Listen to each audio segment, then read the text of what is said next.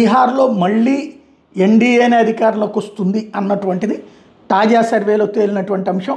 NDA కూటమి మరోసారి అధికారంలో రాబోతుంది ఒపీనియన్ పోల్ సర్వేలో వెల్లడైనట్టు జేవీసీ పోల్ సంస్థ సర్వే ఫలితాలను శనివారం ప్రకటించింది. 243 అసెంబ్లీ స్థానాలు ఉంటే ఎన్డీఏకి 120 నుంచి 140 సీట్లు వస్తాయని అంచనా వేసింది. అత్యధికంగా నితీష్ కుమార్ని దాటి క్రిందటిసారి ఎక్కువ వచ్చినటువంటి బీజేపీ ఈ దఫా కూడా 70 నుంచి 81 సీట్లు సంపాదించబోతోంది అన్నది. 101 సీట్లు పోటీ చేసింది బీజేపీ అక్కడ. ఆ తర్వాత స్థానంలో జేడీయూకి అది కూడా 101 చోట్ల పోటీ చేస్తుంది. 42 నుంచి 48కి పరిమితం అవుతుంది.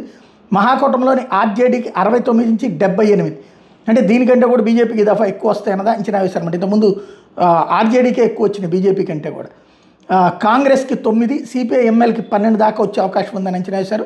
ప్రశాంత్ కిషోర్ ఆధ్వర్యంలో జనస్వరాజ్ పార్టీ కేవలం 1 సీటు దక్కించుకునే అవకాశాలు ఉన్నాయని చెప్తున్నారు.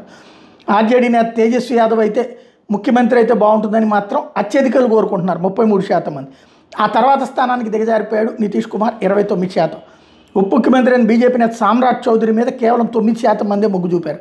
మొత్తంగా ఎన్డీఏకి 41 నుంచి 43%, మహాకూటమికి 39 నుంచి 41% ఉంది. కాబట్టి నెక్ టు నెక్ సిచ్యుయేషన్, జయాపజయాలు తలకిందులవుతుందా ఏంటనేది చూడాలి.